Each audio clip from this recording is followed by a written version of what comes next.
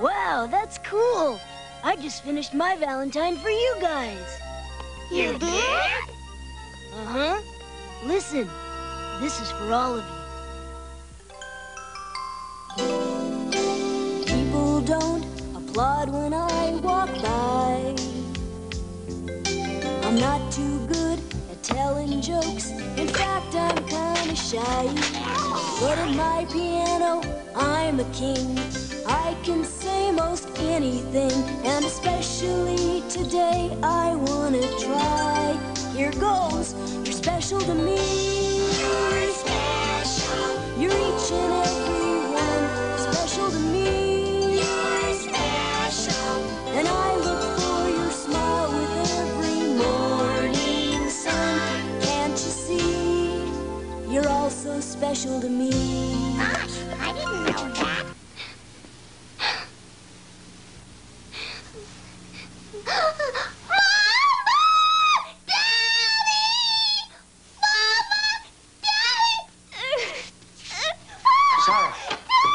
What is it, sweetheart? What's the matter? You was here? Sitting on my bed? Rick was here? No. Bunker just hit the ball. I'm afraid the hole's in the opposite direction. Nice shot, Hunker. Thank you, Mr. Ballard. Ooh la la! I had no idea boys in America were so cute. You! What a sweet face you have! I do? Come, Rishi, show me around, oui? Well, okay. Oui, I guess. I must be the luckiest girl in all of America. You see that? Richie's letting her hog all his attention. I'm hungry. And now here's Sunny Gummy, wearing the latest in modern medieval rain gear. My tummy hurts. Now it's your turn to sing along, boys and girls. Ready, set, sing! Now I see the sun is shining again. That big blue sky can be the best kind of friend. My heart's gonna pop, my smile won't stop. I won't let this happiness end. Oh no, you don't think we're in the valley? We had a cow. While she lived, we ate from her. Mother, father, and I, and her son, the calf. And everybody had enough. Then we sold her son for meat. The cow began to torment herself, but then died from a train. And we ate her also because she was beef. The cow gave away everything to us. Her milk, her son, her meat, her leather, her entrails and bones. I remember our cow and will never forget. In 1935, race car driver Rex Tanner Second place is just the first place loser. is sent to Naples on a mission to save scientist Penelope Mulgrew from evil Nazi geneticist Dr. Jekyll and Hyde. You'll have to go through me.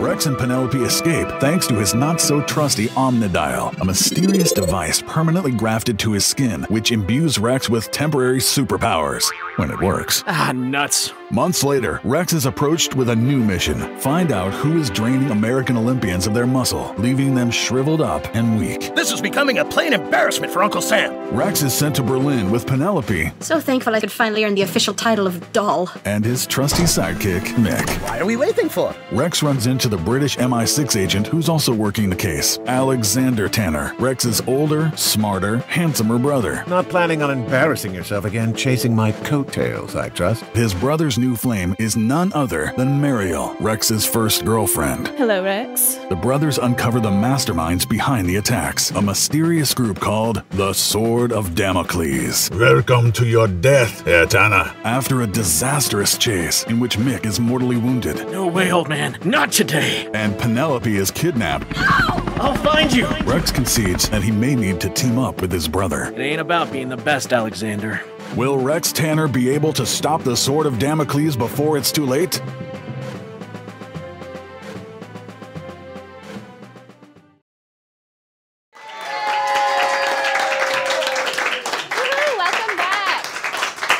right. Welcome back, and we're here talking with Katie Leigh, getting close and intimate with Katie Leigh. Hello. Yay! So let's talk a little bit, Katie. I read in a review that, or one of your interviews, that you were, as a child, you were a good student, but they always wrote on your report card that you talked too much. Good student, but oh my goodness! Too much. They used to say that on my report card all the time too. There you go. So, and I've been a substitute teacher for about 10 years. So when I get those in my class, I go, "You're going to be an actor. You're going to be an actor." You'll be in voiceover? Yeah, absolutely. So you've played a multitude of characters. Oh my gosh, name some of the characters you've done. I was Rolf the dog on the Muppet Babies. Oh. Yeah, far out, right? And Sheila in Dungeons and Dragons. That was old. Bobby, look out! Let's see, what else? Richie Rich.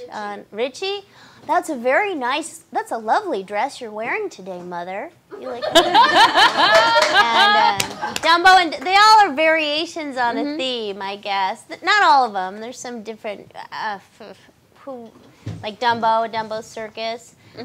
Well, that's our show for today, boys and girls. I hope you liked it.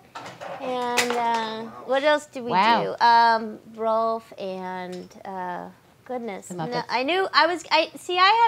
tell you, I was having like a little nightmare this last night, and on the way over here thinking, I really have done many shows and many different characters, and I thought, she's going to ask me about stuff that I know, and I'm going to be blank, and they're going to think, she's full of it. She doesn't know what she's talking about. She didn't really do those characters. She doesn't know what she's talking about.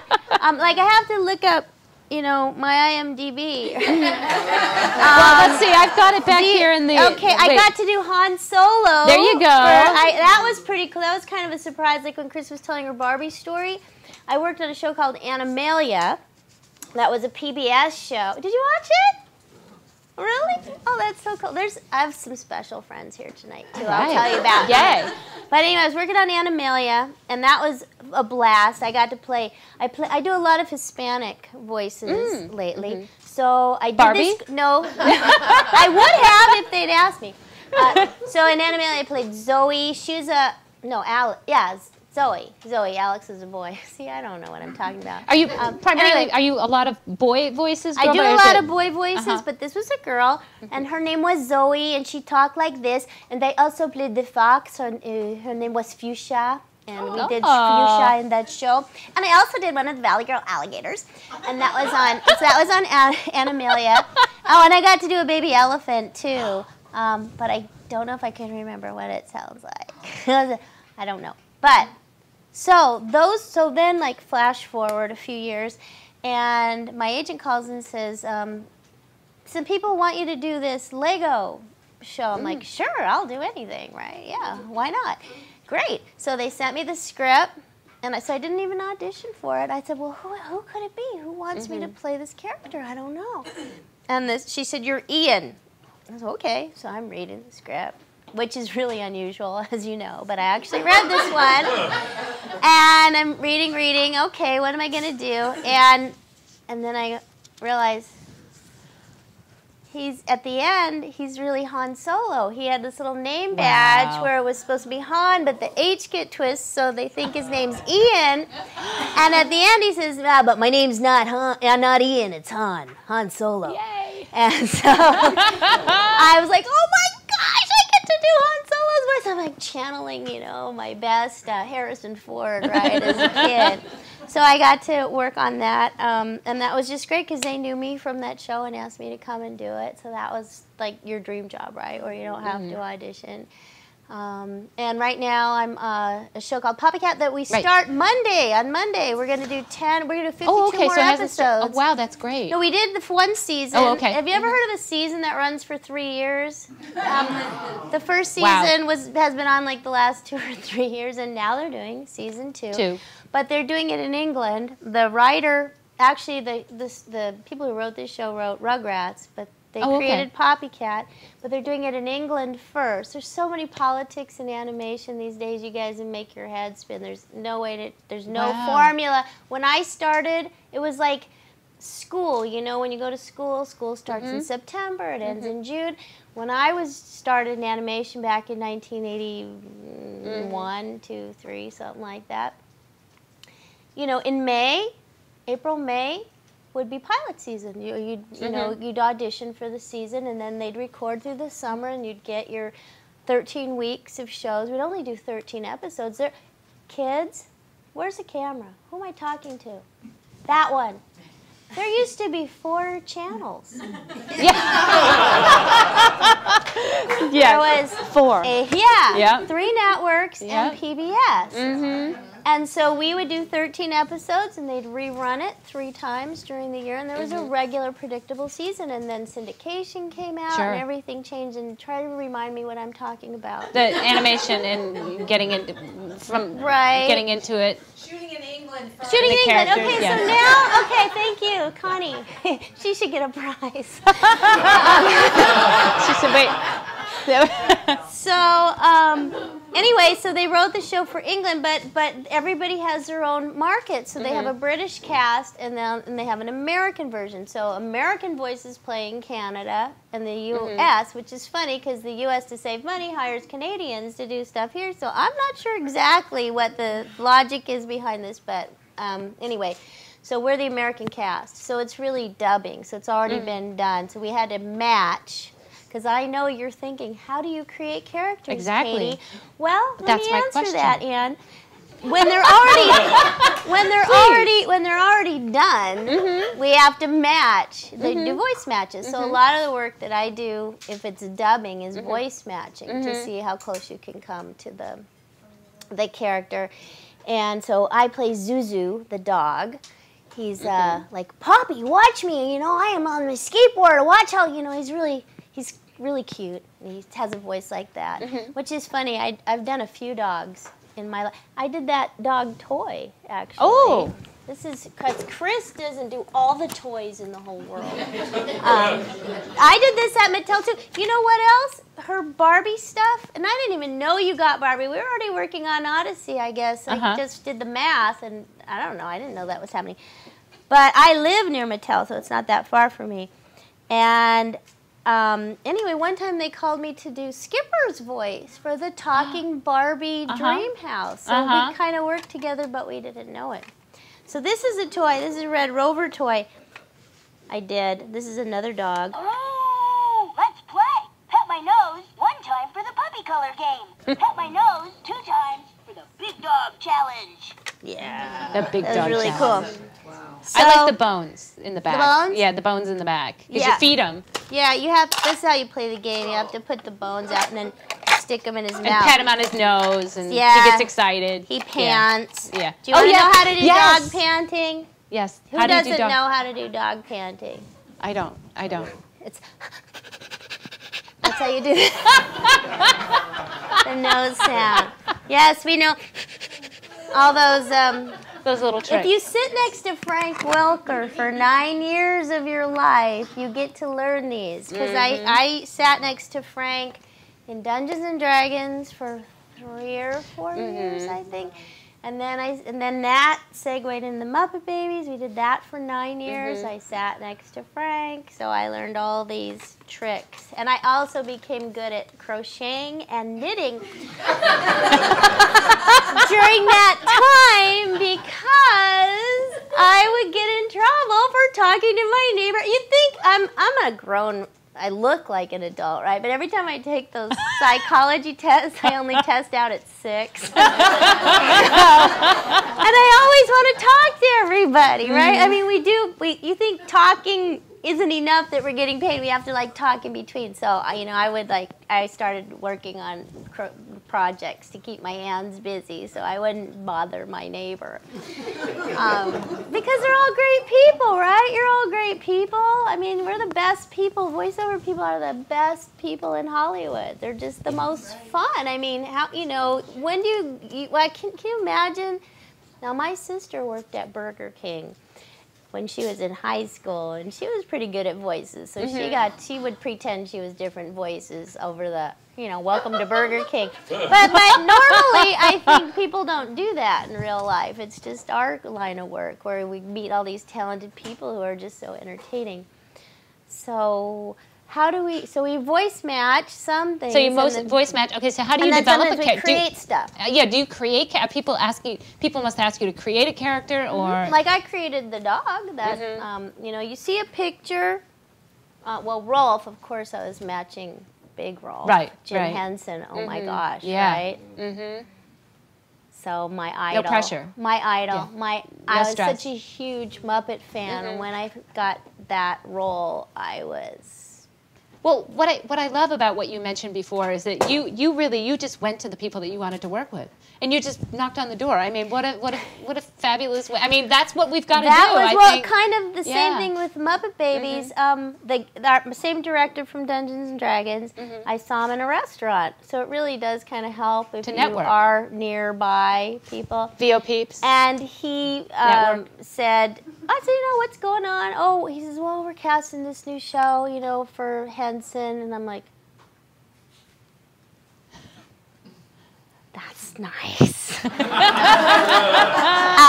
mean, I was just, really, seriously, you know, Sesame Street is my favorite show. I'm 6 years old, right? Okay, so, all right. But, I mean, the whole Muppet thing is just amazing. So he says, well, we're having auditions. Oh, he says to me, can you do Baby Piggy's voice? And I thought, how can I do Baby Piggy's voice? That's a man who does Piggy. Because I didn't get it. I'm so blessed, you guys. Really, there's nothing I can tell you that you could actually imitate, probably, because I'm just so fortunate, I think. Maybe a few things I could teach you. Because whoever wins coaching, I don't want to make it feel like it's a bad thing. One-on-one coaching? Yeah, one-on-one coaching. But I mean, I just feel like I'm just so lucky because I was really young and I didn't get stuff, you know, and they said they're babies, so your mind should never say, don't, you know, I thought, well, I couldn't do Piggy because that's a man, so how could you be that? Well, if it's a baby, it could be a girl. Anyway, so I said, no, I don't think I can do Piggy. But in my head, I'm thinking, but I can do somebody. I can do somebody because I will, you know, be darned if I don't get a role in this show because this just feels so right. So he said, well, we're having auditions tomorrow, but I'll have you back for the callbacks. And I was like, I've never done this before because, you know, usually I call my agent. I go, they're having auditions tomorrow for this Muppet show, and I want to be there. Please get me an audition. And I ran to the Blockbuster somewhere and found a Muppet movie and watched it. And I thought, who could I do? Who could I do? And I was like, I can be Rolf. I can do Rolf. And I remember, and this is just a weird thing, I remember being small. I must have been 4 or 5 or 6 years old. That character was on a black and white show called The Jimmy Dean Show. And I remember watching it when I was a little girl, and I remember Rolf, and I just related to him. And I you know, did my best imitation. Usually what we do if you're, you know, imitating something, you find a line that, you know, you go over and over in your head like that. So I remember it was from, I think it was Muppets Take Manhattan, and they're breaking into the museum, and Rolf says, it pays to know a second language. You know, it's because he's barking at the dogs, the guard dogs on the other side. So I was like, okay, you know, say it. And I was really fortunate. I got cast, and the director said, you were one of the few people who even knew who Rolf was. Because he's not a big part. But for me, I don't care. I just want to be part of it. So then when we did the first session, Jim Henson flew in. Wow. And we were all at the table read, and I was like, oh. We'd read the script. My line would come up. You say it first. You say it. Let me hear you say it. I mean, I'm like imitating like the god of voices, characters, you know. Oh, I was so nervous. But he is an amazing, wonderful person. So that's copying. But then I think I have a script down here that we might do. This is copy. I brought some show and tell. Like when you get some copy, like here's a character. This actually is a color picture. So, you know, you look at the character. It gives you a description. You see what she looks like. You can see her mouth kind of goes to the side like this. So she's got kind of an attitude, and she's, you know, got that little, you know, she's not a girly girl. So, you know, you think, well, how would that be if that were me? And that's kind of how, you know, I always put a little bit of myself in my characters because that's, for me, what makes them real. Do you always get the visual or not always? So they haven't always developed it, right? Yeah, I mean, here's some other audition copy with no visual, just description. But if you do have a picture, that's really very helpful. That's all, you know, I mean, I don't know if you can see this. Can you zoom on that? I don't know. I mean, this character is pretty expressive, you know, so that's nice. I mean, I look at that, I go, oh, why didn't they just call Patty Deutsch? Because if you know I mean, that just looks, if you, yeah, I don't know. Anyway, she was from a Ace Trucking Company. Anyhow. So when you're getting cast for any of the animation characters, are you, for the most part, you personally, are you recording in a studio somewhere or your own studio, or how is that? Well, how's that working these nowadays days for auditions come from home. You know, they'll send you. I mean, if you don't have a home studio, you'll go to your agent and audition. But then when you're cast, are you working from home at all? No, or you're not going if to the it's studio animation. For the most part? Yeah. Yeah, and you're working with other people in the same studio, or no? Animation, it's just your role and you're. If you're dubbing, you're by yourself because you've got to loop, you got to sync. You know what? You're dubbing. Meow. There, he's dubbing. He's dubbing right now. He's dubbing for you. Oh, thank you.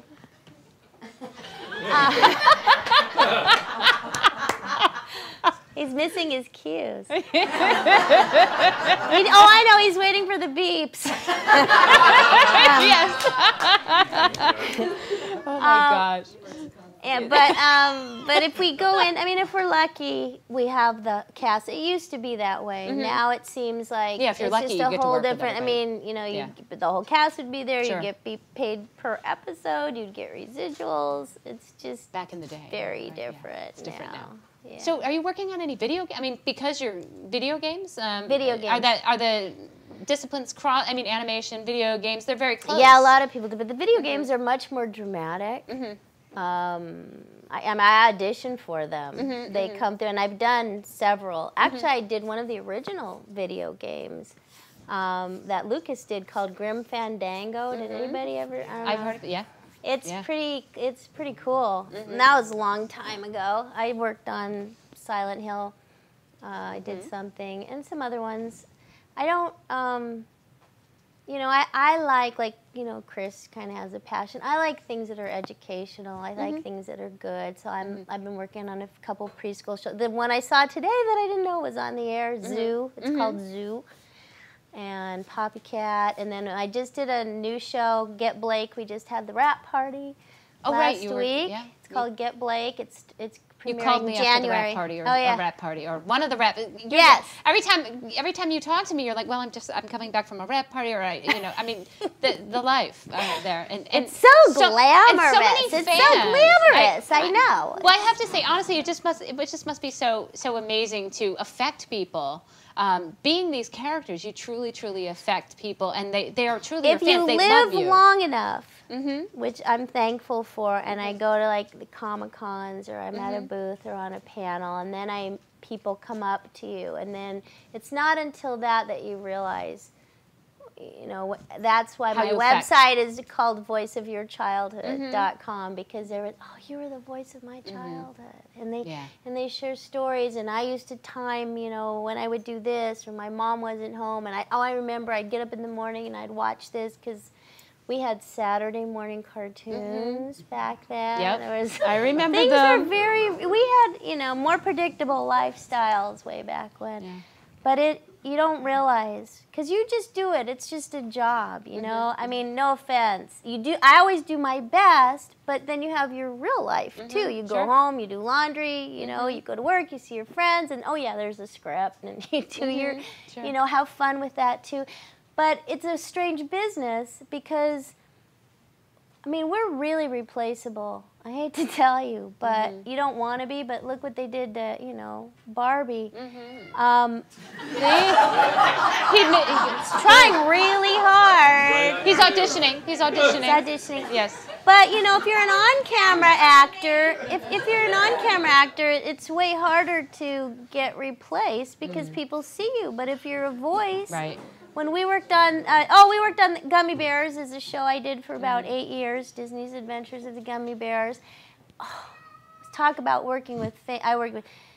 June Foray was on that show. Bill Scott was on that show. Paul Winchell was on that show. Lorenzo Music was on that show. Even Rob Paulson ended up playing my little love interest. My character was Sonny Gummy on that show. And, you know, these are people who created voiceover. Or, you know, pioneers, puppeteers. Sure. And when one of them asked for a raise, Disney said, I guess you're replaceable. I mean, scale. Jim Henson's the only producer who ever gave us a raise that wasn't scale required. So it's you're a day player. You enjoy your work. You work with the best people ever, but nobody thinks that they're anything that fancy, and you really don't know until the show goes on. So you go to the studio, you record the show. It doesn't come on until a year later. Sure. Then you wait to see a year if they're going to like it, if they're going to renew it. Back in the day, right? And then other projects you work on voiceover, especially if they're animation, they could take 1 to 3 years to get on the air. Space Racers took us. We've been working on that for 3 years, and it finally came on in May. So when somebody says, what are you doing? Well, I could tell you, but you don't really care because you don't know, you haven't seen it. And by the time it's on the air, I haven't worked on it, so I'm not working on it anymore. So it's kind of, it's like the Doppler effect. And then you'll have the fans coming to you after once it's been introduced, and so there's all sorts of different time zones for that. Kind of. It's a different. So you can't like. You just don't want to tell anybody because you don't know if they're going to keep you. Just like, you know, on-camera actors, they don't know if you're going to end up on the cutting room floor or not, or if they'll replace you. Like, Babe, Pig in the City. Here's a good segue. Okay. I fortunate it was the biggest paying job I ever did. It was a feature film. We worked on it for a week. I was supposed to be the voice of the chimpanzee. This little boy chimpanzee is in the movie.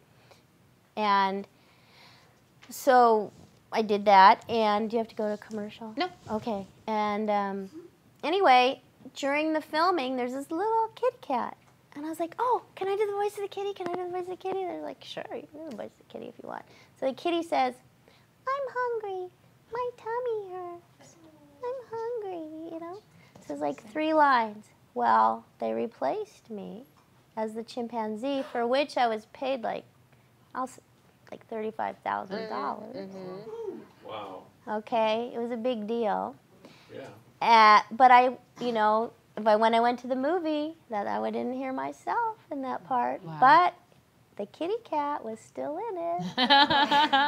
So I still had a part in the movie. Wow. I got, resist.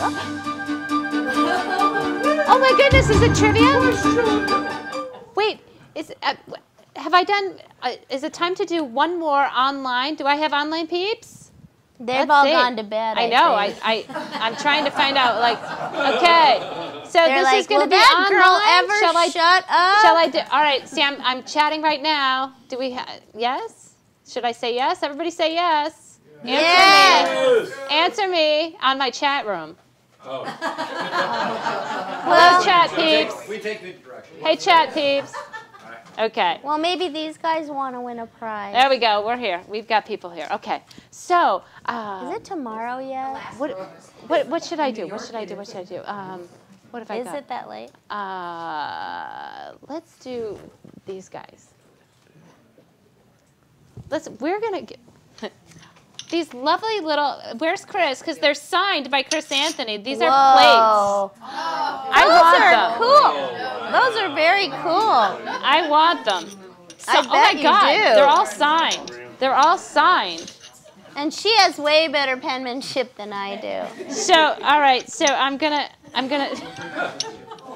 These are really nice. Okay, so here we go. I've got my online peeps. I see people online. Okay, so this is going to be just for you guys, and I'm going to ship these to you. So be good. Good answers. I hope you researched your trivia questions. Okay. Yeah, Ted wants me to ship them to him in Spain, which I will. Did I say that? Yes, you did. Did I say I would do that? And they're heavy. If he wins. And they're heavy, if Ted wins. Ted, I'm looking at Ted on my chat screen. Ted. Okay, and the question is, oh, I've got to find my trivia question, sorry. Okay, and the trivia question is, okay. Who plays Pennywise? Connie, I'm like Katie and Connie. Katie's roommate. What?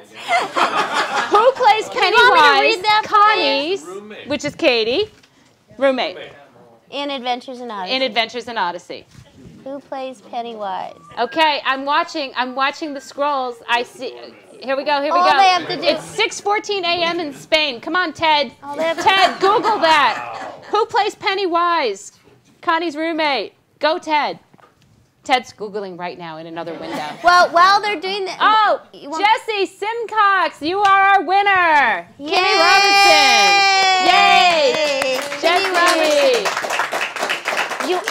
Want me to tell you how fantastic, like when people come on Odyssey, how much they just move into town with it's like we're actually living in Odyssey. We change our reality. So Kimmy comes on the show. And she was supposed to be a bad guy, and we just fell in love with each other. And I said to the writers, please don't make her be a bad guy, because it's like a 6-parter. She's a bad guy, isn't she? She's a bad guy, isn't she? You're going to take her off the show. Please don't take her off the show. So they rewrote the script. So she wasn't bad, and she stayed on. I go, can we be roommates, please? Because Connie hasn't had a roommate. And she, she's living at home, and I thought we would make, so they let us be roommates, right? And so Kimmy says to me one day, she goes, I hope Connie starts dating soon. I said, why? She goes, because I want to help her pick out her clothes. We're a little whacked, right? We're so into it. So when I was in Winona Lake at I believe, the real Odyssey in real life, and there were these bed and breakfasts there, and I thought, Connie has a house now.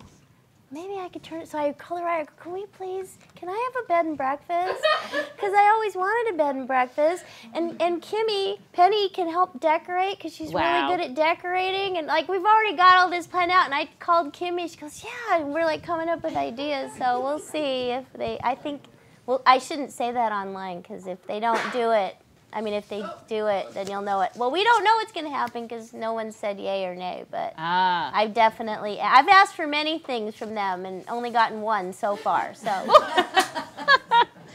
Over how many, 26 years? Yeah. There you go. But I'm hoping for the bed and breakfast. That would be awesome. That would be awesome, right? So let's talk about, I ran during the commercial break. I ran one of your current projects, which I think maybe you'd like to talk to us about, Rex Tanner. Rex Tanner and the Sword of Damocles. Tell us about Rex Tanner. Woo, that was fun. That's the first thing I got to direct. I've always wanted to direct. I've been asking the Odyssey people, can I direct, and that's been a big no. But they have reasons, logistical reasons, they say, for that.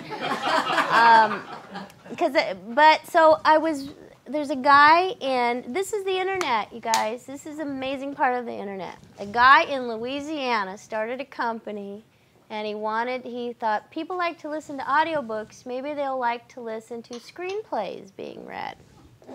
So I saw an audition online for a character, and I just love to do characters, so I thought, I'll do it. And I did it, a script. So then I thought, okay, that was a fun experience. So then he has another script, and he says, will you audition for this character? I'm like, no, I don't have time for that. Next thing I get an email, you've been cast as, I'm like, oh, congratulations, okay. Nice. So, I can never say no, so I did that.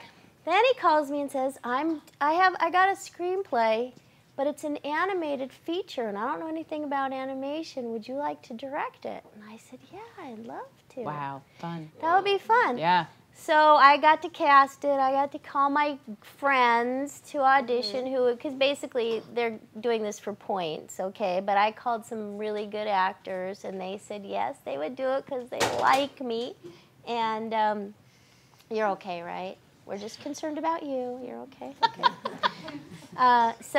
But what was cool is Rex Tanner's I read, well, okay, so he says, we read the script, and I thought, oh, I wonder how this is going to be. It's really good. I couldn't believe, it's like Iron Man meets Rocketeer meets Indiana Jones. Wow. And it's just, it's really good.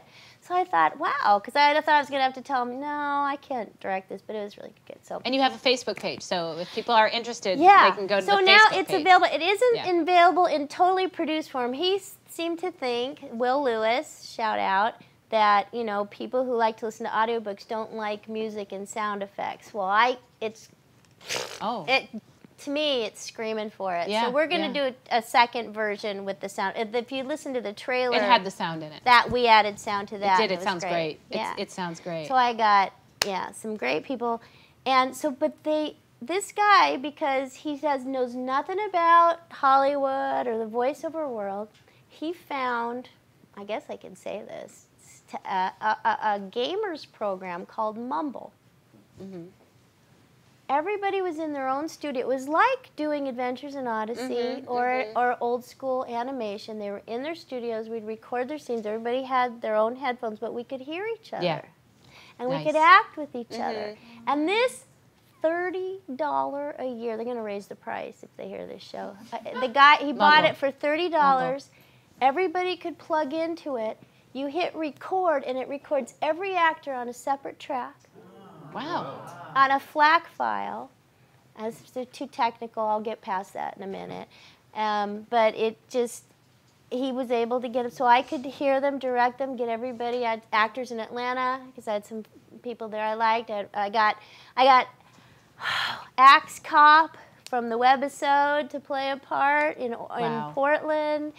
And he did that, and D'Andrea's in there too. Dave D'Andrea. Dave D'Andrea. I hear him right at the original beginning. Axe Cop. Right at the beginning of the trailer. And I had just met him soon before this. So I was like, oh, I got to use this guy, and he was great.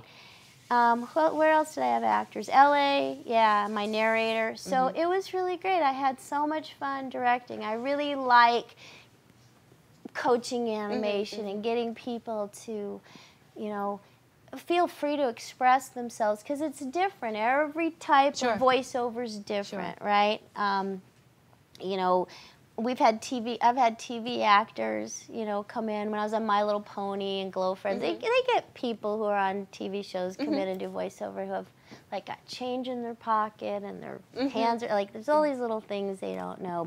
And they also don't know that when you're yelling, you need to yell. You need to scream. You need to do these for real. Otherwise, it doesn't sound real. So anyway, I like sharing my experience with people and directing. That was really, really fun. Is there another one in the future? I hope. Well, the author who I met in Atlanta has 5 other scripts. Oh, wow. He's pretty prolific. He lives in his own Rex Tanner world, and but he's really good. I get that, yeah. We live in our worlds, don't we? Yeah. Yes. In our voiceover So I world. hope if everybody downloads Rex Tanner and the Sword of Damocles, maybe maybe there'll be more. Go like them on Facebook. Yeah. Start writing all right, Peeps? Yeah. Okay. So what else is up for you in the future? I hear that you're writing a book. I am. I forgot. Yeah. So everybody's writing a book. I'm going to be writing a book next. But no, tell us a little bit about your book. I'm sure everybody. That's how I met this girl at the party, at the rap party. They're like, we're writing a book. We're writing a book. I go, I'm writing a book too. But it turns out she was an Odyssey fan. She grew up in Alaska with no TV, no radio, and her parents would go to the library and bring home Odyssey, and so she was like, and I said, well, that's what my book is about. It's not about voiceover. It's about what I'm talking to you about, relationships, friendships, how they're like family, the people who listen and the people who work on the show, and just telling their stories. So I'm delegating some of my book to people who are actually have been fans, who have stories to tell. Like she said she would sit in bed and act out with her Barbies probably. It's going to be a bestseller. The Odyssey, and she'd memorize them. And she's 22, so between ages of that age and 30-something, I'll meet people, and they do this. I wish I could do a documentary. I'm trying to get funding, because it's the most, I can't explain when you meet somebody and because all they hear is your voice. Sure. And they don't really know. They love you. But it transcends the fact that I look like this, and when she said she could hear us, and she just did this like thing, and you just want to hug everybody and say, you know, I'm so glad you listened, and I'm glad it, you know, meant, and then I wasn't in like a scary movie that gave them nightmares. I mean, something good. Right, exactly. Well, it's just amazing that you can inspire and motivate and touch people like that, and it's just. And all I do is read the script. Yeah. I don't create. I mean, I'm so thankful. They're such good writers. Wow. And most of the things I've been really blessed to do, which I was going to say I'm just fortunate, are things that I really love to do. They're fun, they're entertaining, they maybe have a lesson. Absolutely, absolutely. You know. So I think that's important that we all follow the passion. So thank you so much for sharing that with us. And we're going to go to another commercial break now. And when we come back, oh, I'm excited. We're going to do live directed sessions with Katie and Chris. Woo! And we will be drawing for our scholarship winners. Yay. So don't go away. We'll be right back.